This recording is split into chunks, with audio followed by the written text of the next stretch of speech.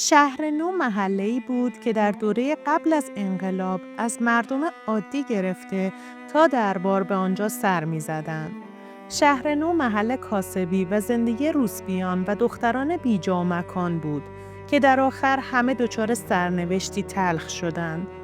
قبل از انقلاب محله شهر نو در تهران شامل مجموعه‌ای از روسپیخانه‌ها و میخانه‌ها بود. این محله به دو بخش تقسیم می‌شد. قلعه‌ای که محل کار و نجیبخانه محل زندگی عادی روسپی‌ها بود و محل تجمع فاحشه‌ها و قاچاقچیان بود که در کنار اونا ده‌ها کافه، سینما، کاواره و از جمله کاواره شکوفه نو وجود داشت. به دلال‌ها و سردمداران شهر نو اصطلاحاً خانم رئیس گفته می‌شد که از معروف‌ترین اونا ملکه اعتزادی، پریبلنده و اشرف چهارچشم بودند که همین ملکه اعتزادی و پریبلنده در تظاهرات کودتای 28 مرداد هم نقش داشتند و سوار به روی جیپ شعبان جعفری به تحریک مردم جهت پیوستن به جمعیت پرداختند. با فروپاشی سلسله قاجار، ناگهان جمعیت زنان روسپی افزایش پیدا کرد، چون صدها زن و دختر ساکن در حرمسرا که تنها فعالیت جنسی در حرمسرا داشتند، همگی به سمت دروازه قزوین رفتند و اونجا مستقر شدند. تعدادی از اونا به دلیل فقر و بیماری مردند و بسیاری از اونا به روسپیگری رو آوردند. در دوره پهلوی قوانینی برای سارسامان گرفتن به محله شهر نو وضع شد. طبق آمار سازمان ثبت احوال حدود 1500 زن در شهر نو زندگی می‌کردند.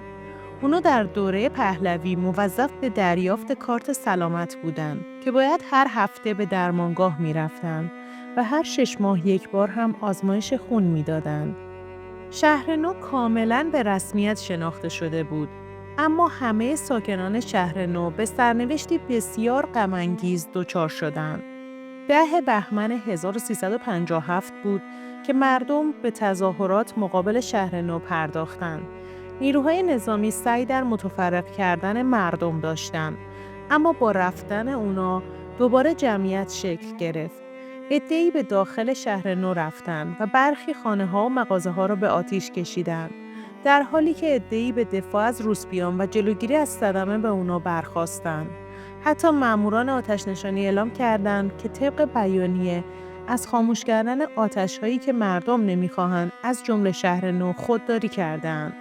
و فردای آن روز بیانیه‌ای از طرف آیت الله طالقانی منتشر شد که در آن گفته شد ساکنان قلعه باید مصون از هر گونه تعرضی باشند تا در فرصت مناسب هدایت و ارشاد شوند. شهر نو فقط مکان فعالیت و زندگی روسپیان نبود. حتی زنان و دختران بیکس هم در آنجا سکونت داشتند که به ناچار و به زور دلالان قلعه مجبور به تنفروشی می شدند. در روز آتش‌سوزی که از طرف انقلابیون صورت گرفت، هیچ نهادی نتونست جلوی اون همه تلفات و کینه و نفرت مردم رو بگیره. آتش به سرعت شعله‌ور شد و هیچ دستگاهی در فکر خاموش کردن آتش نبود.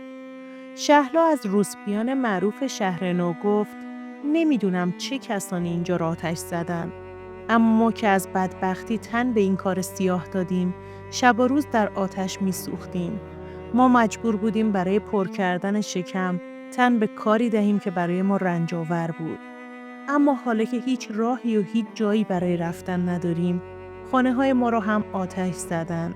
نه پایگاهی داریم و نه نانی برای خوردن. این قسمت که خیابان استخر نام داشت به مرور به محل تداوم روسپیگری تبدیل شد که در سال 67 و با گزارش کمیته‌های انقلاب و حکم مقام قضایی از ساکنان آن خریداری و تخریب شد. بعد از انقلاب تمام کافه‌ها و کاباره‌های اطراف شهر نو یا تخریب شدند یا در آتش سوختند. اما کاباره شهر نو به محل بازپروری معتادان تبدیل شد. به هر حال تمام زنان قلعه یا سوختن یا بازداشت شدند و یا اعدام شدند.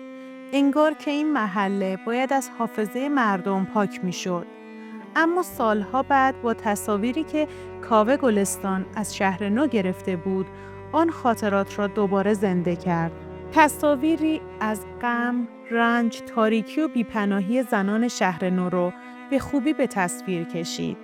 اما در بین آن همه عکس، تصویری در همان روزهای انقلاب 57 دیده شد که مربوط به زن میانسالی به نام مهوش امینزاده بود که روی زمین کشیده میشد و کنارش مردی با چاقو و قمع آزارش میداد. اما به چه جرمی؟ مهوش در آشپزخانه دربار کار میکرد و خدمتکار کاخ نیاوران بود و هیچ پیشینه سیاسی هم نداشت. آن زن را در شهر گرداندند و مورد ضرب و شتم زیاد قرار دادند و زنده زنده آتشش زدند. این تصویر توسط خبرنگار فرانس پرس گرفته شد و به چاپ رسید. بعدها مقامات ادعا کردند صاحب این عکس یکی از زنان شهر نو بود. اما بعد از برملا شدن موضوع، آیت الله طالقانی این ماجرا را محکوم اعلام کرد و گفت حتی اگر درباره فعالیت این زن در خانه‌های فساد راست بگویند که نمیگویند، این عمل غیر شرعی، غیر قانونی و به دور از اخلاق است. ممنونم که تا انتهای این ویدیو با ما همراه بودید. لطفاً کانال ما را لایک کنید، سابسکرایب کنید و زنگوله کنارش هم فعال کنید تا اولین نفری باشید که ویدیوهای ما را می‌بینید.